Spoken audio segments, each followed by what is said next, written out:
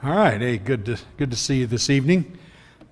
We have been doing Ecclesiastes on Sunday morning, as most of you know, in the class there, and we're not quite able to finish, so we're going to spend a couple of Sunday evenings finishing Ecclesiastes.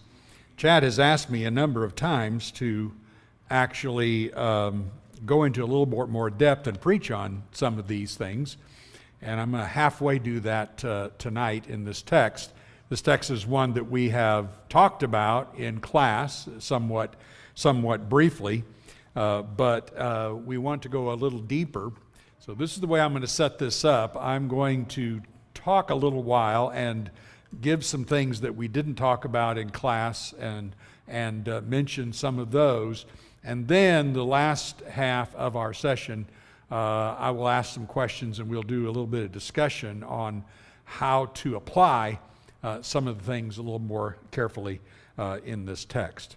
So it is interesting just to set up where we are in Ecclesiastes. And if you were in the class, most of you remember that everything has been depressing us up through chapter 6. This is the vanity of all things earthly. And over again, we are told that we are not going to be able to attain anything but vapor and brevity in this life when we're looking at trying to serve God or trying to just live under the sun, which would be without basically godly values. The interesting thing and most important thing is the preacher gives us the example of Solomon, who does whatever his heart desires. And after doing that, says, all is vanity and striving after the wind. That should ring in our heads time and time again. In a way, we have to live certainly in this earth life, but we do not have to live this earth life. And that is what he has talked about throughout this passage.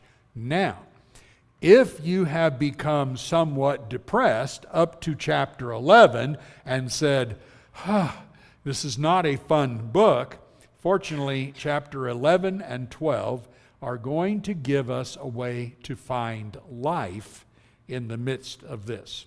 And I think these first 8 verses, or chapter 11 as a whole, but these first 8 verses especially, are critically important to get an idea of how we can go about living in a more correct way. So let me introduce this just by saying that when we look at these verses, the preacher brings us to reality here. We're introduced to reality in this book. We don't want to live in reality. You say, what? Yes, we just don't. We want to live where we can dabble in a little bit of everything and not really devote everything to the Lord our God. We have a tendency of doing that. So here's what we need to stress. There's 2 ways to live life. And we often ask a young person, so what are you going to do with your life? And usually the question is, what kind of occupation are you going to decide to follow? But the more important question is, how are you going to live your life? There's only 2 ways to do that. You can either live for trying to gain all that you can in this life and accomplish a lot of things, and you have these dreams that you want to fulfill, and some of those are just fine, or your primary goal is to live for God. And whatever comes to be able to accomplish that is down the list somewhere. I want to live primarily for God. So that means the occupation that I'm choosing, I'm going to choose so that I have time to live for God. I'm not going to choose an occupation where I'm not going to have time for my family or to live for God. I'm going to choose what I'm going to do as far as recreation and getting away and things like that so that I'm sure that God is number one on my list. I'm not going to get addicted to some kind of idol or something in this life that lights my eyes up. It means that God is the key to all of my desires. That's not easy to do because everything crowds in on us and tries to grab our attention over and over again. So the question is, if you're young especially, how are you planning your life? So that God is number one in your life personally, in your family life, in your children's life, in your children's children's life. If you are fortunate enough to have that, then how are you going to plan that out? There isn't anything more important.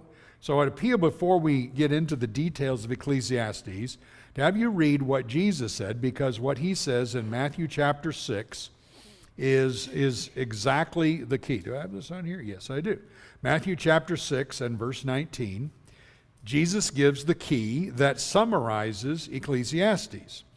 So in the Sermon on the Mount, he says in Matthew 6 verse 19, "Do not lay up for yourselves treasures on earth where moth and rust destroy and where thieves break in and steal." That's what Solomon discovered. It all passed away.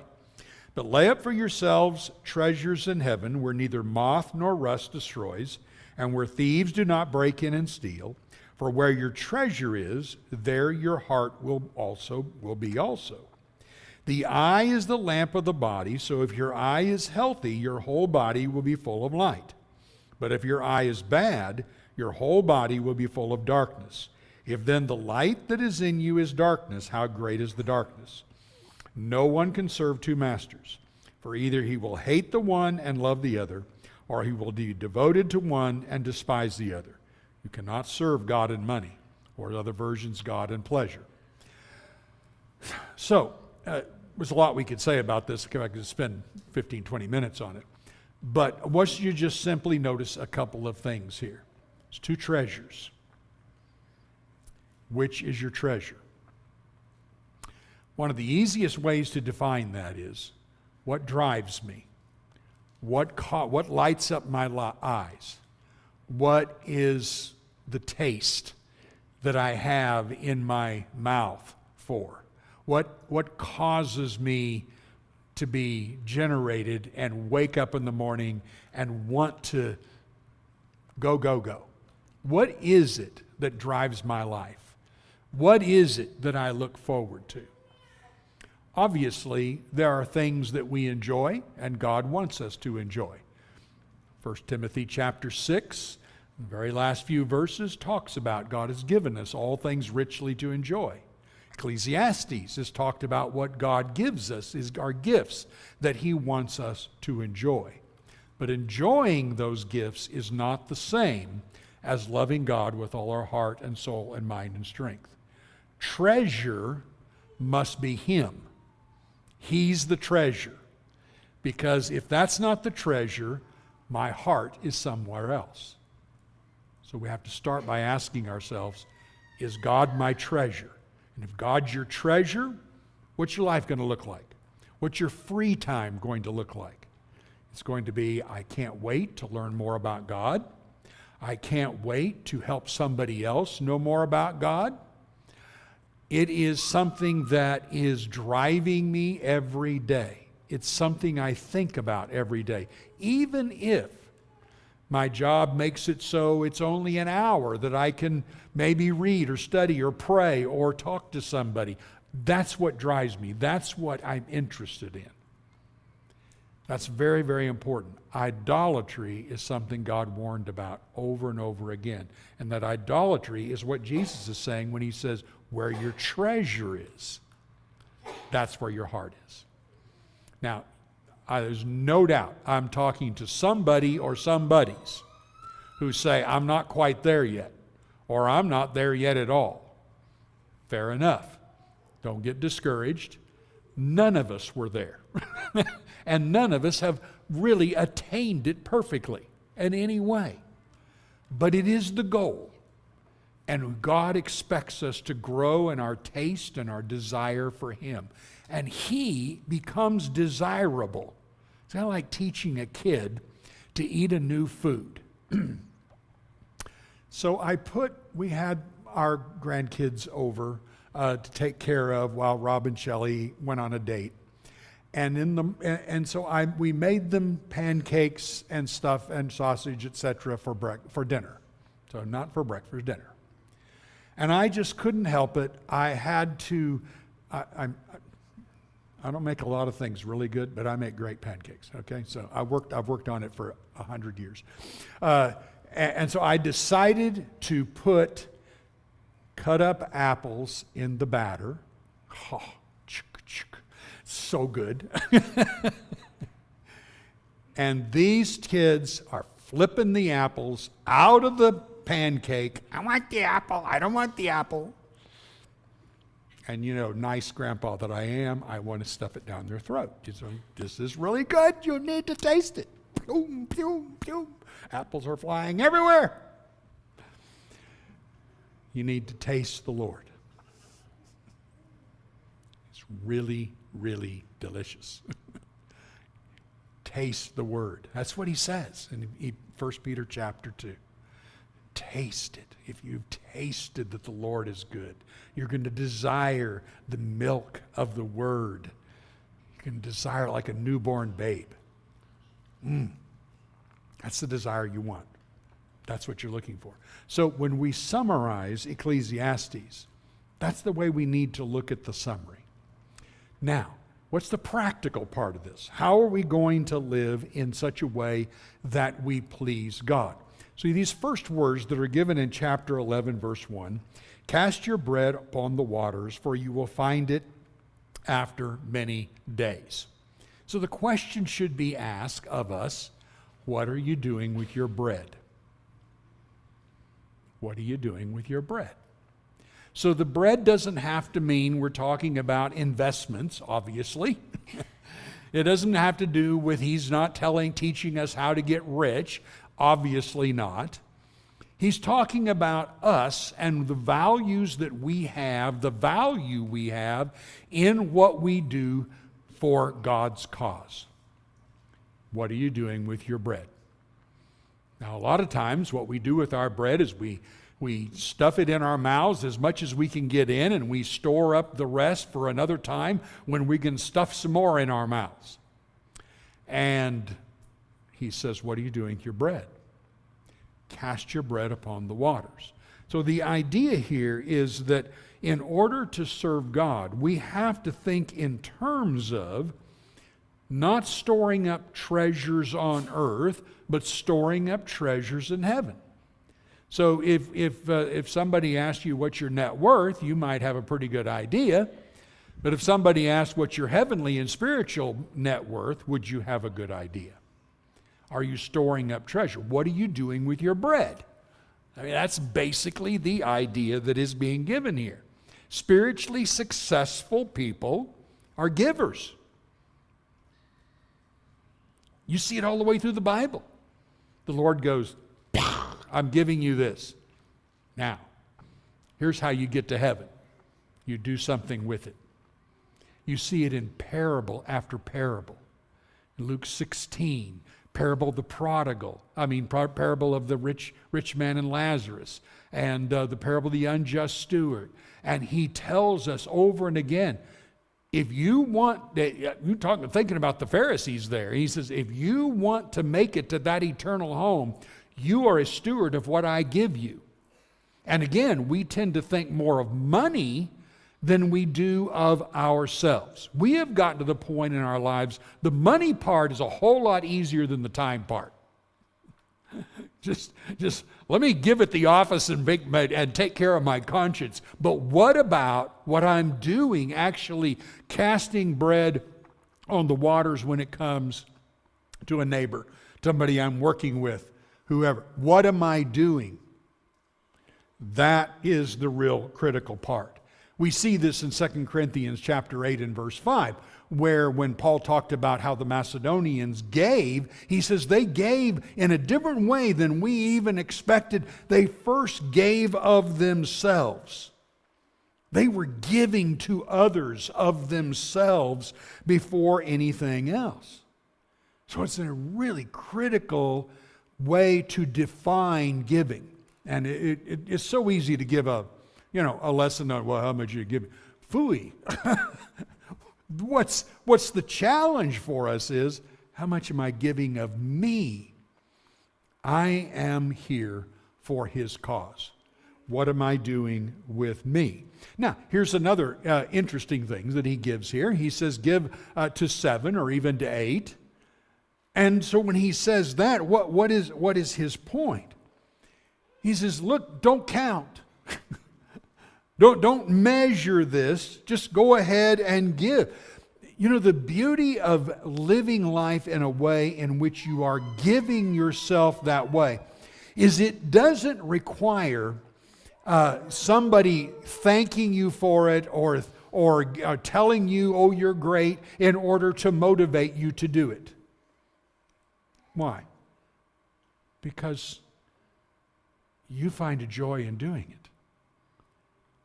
You know you're giving because of your faith in God and your love for God.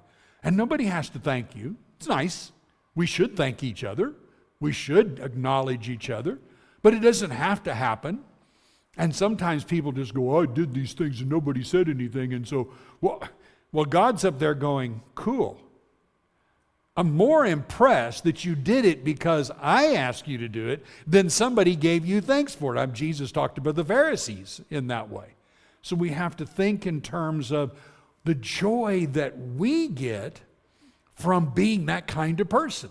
And that's what he's getting to when you get down to verse 7. He's telling us this is how you get to the point where life is light and it's so pleasant to see this. So what's the preacher's purpose in this admonition is to get us to understand that we need to get our minds off of us and on him and his work. Isn't that what's happening here? Instead of, all right, here's what you want to give, 10%, something like this. In Ecclesiastes, he says, cast your bread on the water. You receive it after many days. This is something in which we're taking our minds off of self and putting it on others, and through joy is found. Jesus said the words, it's more blessed to give than to receive. And he meant it. And that is the way we need to live our life. Our joy is in others, then not in ourselves. Look at a couple of other things here. The character here of giving, just a few things that he suggests here about the way giving should be. So giving especially in things that do not appear to have an immediate result. So cast your bread on the waters and you go, well, there it goes. I don't know if I get anything out. There's no real personal benefit to that. Well, when we look at whether we have a personal benefit to it, it's not readily apparent at the time. So when we do that, we're not going to be good givers. But if we give the way he's talking about here, we know we don't immediately see a benefit to it. And that's okay. That's just fine. Live your life so that you're not concerned about whether I'm benefited, where it's my benefit or some reward I'm getting from it. Live it in such a way that I'm going to give a portion to 7, even to 8. That's okay. That's the beauty of this. Secondly, we're giving in spite of the evil that may be coming ahead. Here's a situation where I don't know if this is a good time. I don't know whether this is going to be all right. And that's really what he talks about this. He says, look, the clouds are full of rain. They empty themselves. When a tree falls to the north or south, it's just going to fall where it is. Things are going to happen. If you observe the wind, you won't sow. If you regard the clouds, you won't reap. So you cannot be a good giver if you're always looking up and going, I don't know whether this is a good time to do that or this, or give myself for this person or help this person. That is totally immaterial here. That's not making a good giver. We really don't know what's going to come.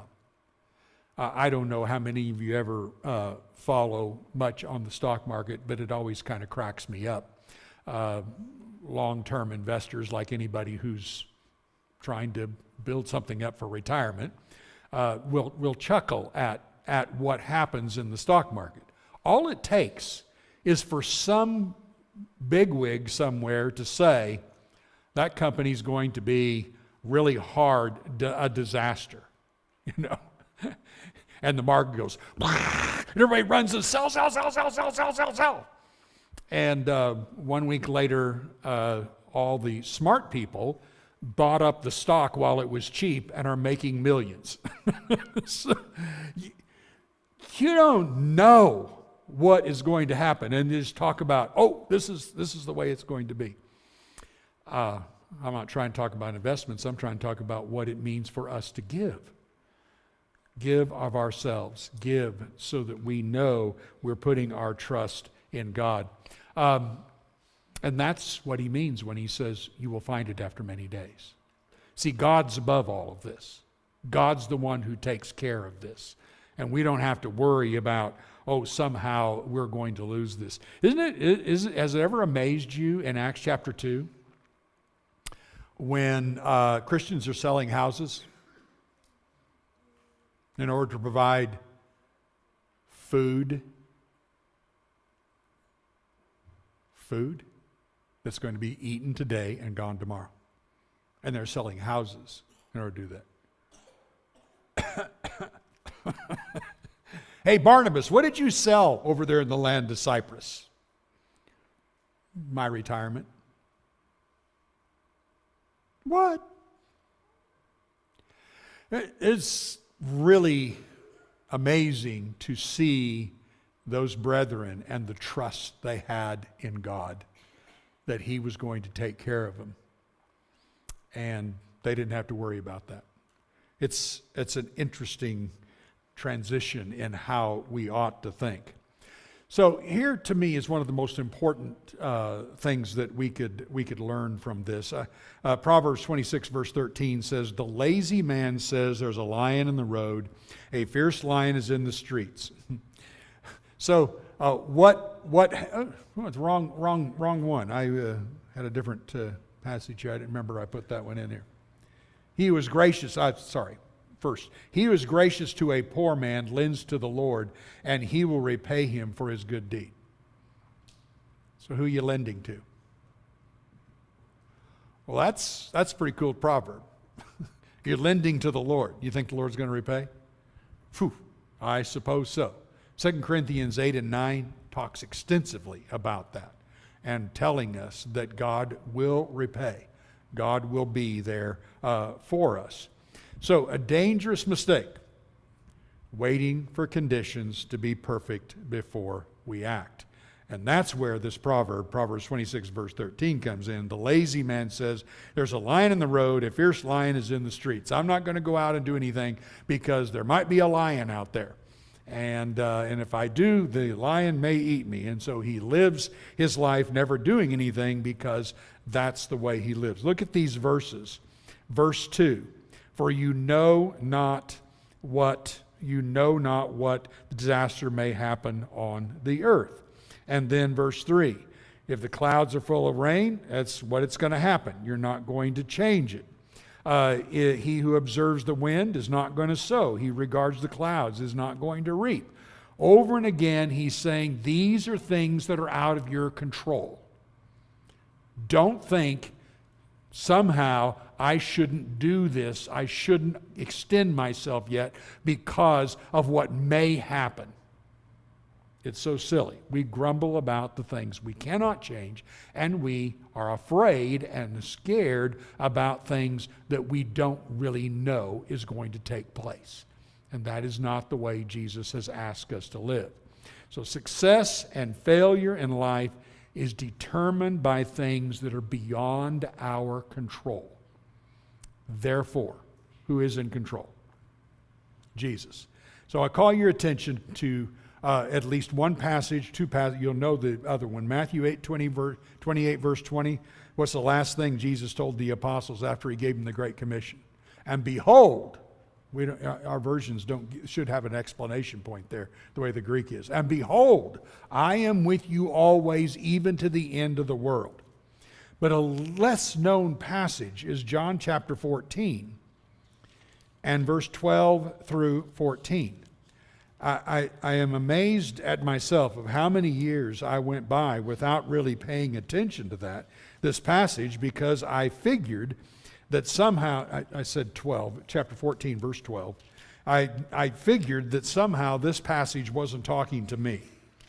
But look at it carefully. Jesus says, truly, truly, I say to you, whoever believes in me. Okay, now here's the category. For who?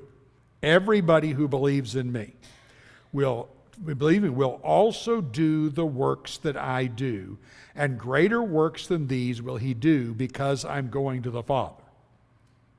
What greater works are you and I to do that are greater than Jesus' works?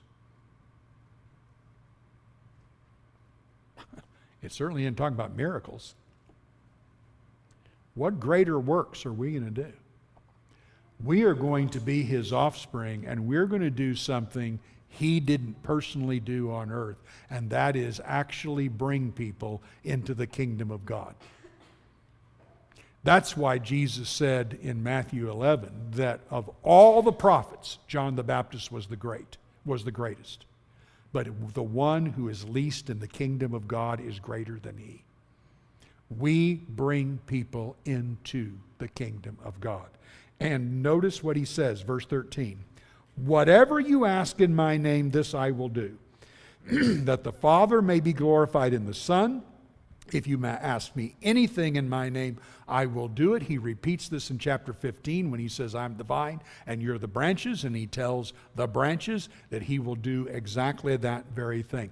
He's not talking about, okay, goody, whatever I get to ask, I ask for. I'd like a new motorcycle, speedboat, car. No. He's talking about in our work to glorify God. We're going to need his help. And he says, all you got to do is ask. I'll be there for you and help you. This parallels Isaiah 49, by the way. Don't have time to look at that, but that parallels that.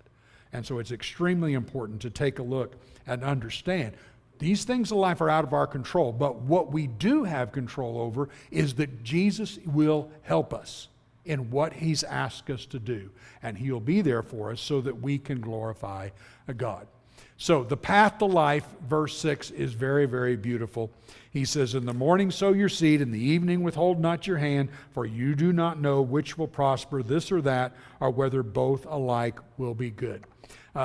The idea here is really very simple. You got to get up and do this. Sow in the morning, sow in the evening. You could look at that as sow in the morning of your life and in the evening of your life. Or you just look at it as each day, I'm going to do everything I can. You're going to try anything. If you go fishing and you had to fish in order to eat, what would you do? I wouldn't be standing there going, well, I hope a fish jumps in the boat. And I wouldn't be fishing and going, well, I didn't catch anything for the last 3 hours. I'll just go home. I would be trying that place, this place, over there, under here, under a bridge, wherever I can go because I'm hungry. And we have to be hungry for what God wants us to do. So start in the morning of your life. Don't quit even to the evening of your life. Now, let's get to a few final things. Is this what life looks like for you? Verse 7, light is sweet and it's pleasant for the eyes to see the sun. So it's a good question for all of us. Is that the way life looks for you? Light is sweet and pleasant to see the sun. I wouldn't have thought the preacher would have said that after all those depressing things he said earlier in the book. But he's raised us above the sun. We're no longer living under the sun with all the vanity and the disappointments and things. Now he's lifting us higher. If we live the life that he has talked about in those first 6 verses, that's when we see it's sweet. The light is sweet. It is good for us. We don't talk ourselves into feeling this way. He's not saying, okay, I want you to, get all excited. I want you to be happy. I want you to look at the day and go, how's things going? And as Zig Ziglar used to say, super great and getting better. I always thought that was the dumbest thing I ever heard. But what are we doing? No, you don't talk yourself into it because you're living the way he asked you to live. And when you're living for him, the light is sweet and it's pleasant every day to live this life. Remember when he said there's nothing better than for the man to eat and drink and enjoy the good of his labor? It's a gift from God. So you don't go out and try to grab it. It happens. Blessed are 8 things he gives. The blessed person is this way, lives this way. And when we do that, we have more light. I've not left enough time. This was for participation. Why aren't we seeing life and light as sweet and pleasant? Why aren't we doing that? And I would just suggest it's because we're expecting too much out of this life. We're looking too much for what we would like now. And we're not sitting back and going, I invested myself in something beautiful and wonderful, and I'm going to do what the Apostle Paul said in Philippians 2, which is the hardest command in the whole Bible, verse 14, that there be no grumbling. No grumbling, no murmuring, no complaining. Even when a guy's going 20 in a 55 zone and holding down, yes, Barry, even then. Yikes. Teresa's going to start carrying a baseball bat and hit me every time I say something about it. Look at these beautiful words. If anyone would come after me, let him deny himself and take up his cross and follow me. For, here's the reason you're going to deny yourself and take up your cross and follow him. For, whoever would save his life, save his life will lose it.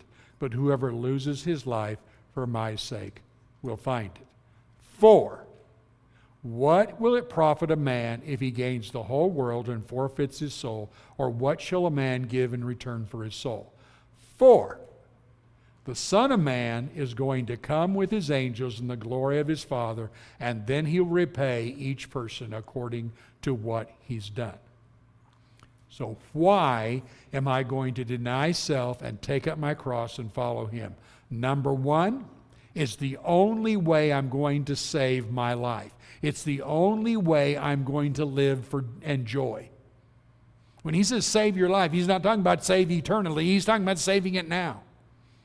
If you want joy and pleasantness and beauty and to love the light and see the sun and rejoice, you have to lay down your life. You have to deny yourself and take up your cross. Second reason, it won't profit you anything even if you gain the whole world, because then you will lose life. And thirdly, he's returning. You just can't have stronger arguments than that as to why. It is for now, it is wasted otherwise, and it is for eternity. And it's for the day of judgment. I feel like sometimes we would think, well, Barry, you're preaching to the choir. No, I'm not. I'm preaching to me too. Because these are hard things to keep our focus on. Because the world keeps clamoring down on us. Verse 8 is beautiful. NRSV says, even those who live many years should rejoice in them all. Even though he goes on to say that, remember, there's going to be days of darkness. See, every stage in life has its challenge. Adam said this a few weeks ago. He said, teenagers are looking to get through school. The graduate is looking to get the job. The guy who's been in the job for a while is looking to retire. The retired person is complaining about it's no fun to be old. It's like, there we go. We just simply can't live that way. And that's not what he's at. He says, you need to rejoice in all these stages of life. When I read that, the first thing I thought about is we got a lot of parents gone, but I thought about parents and how difficult this stage in life is. Yeah, it's a real challenge, no doubt. But there's also a lot of joy in it. And there's a lot of joy in the result of living out that challenge God's way. And then watching your children go out of your house and live for God.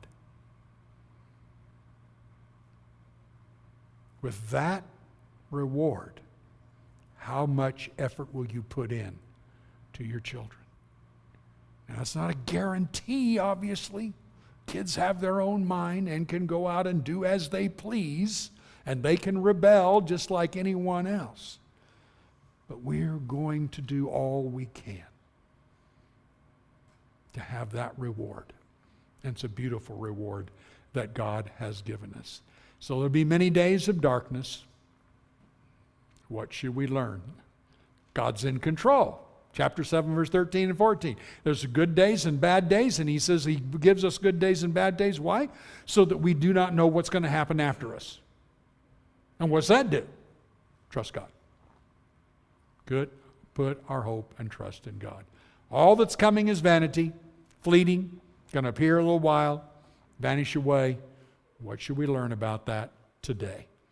Today is the time to cast your bread on the waters, to do as we ought to do. We have one chance to choose how we'll live our lives.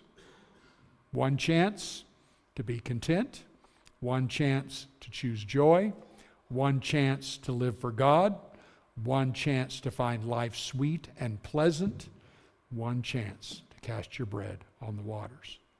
One chance. You don't get a second one. Very, very important that we do that now. How are you doing so far? It's a good evaluations. For me, for all of us, step back. We need to make course corrections usually to get ourselves where we ought to be. All right? Let's help each other in that direction. Let's help each other do these beautiful words that the preacher has told us. We're going to sing a song right now. If we can obviously help you in any way, we'd be glad to do that. And we urge you to do whatever is necessary to get help in that if you need it, or to help others. Let's stand and sing the song.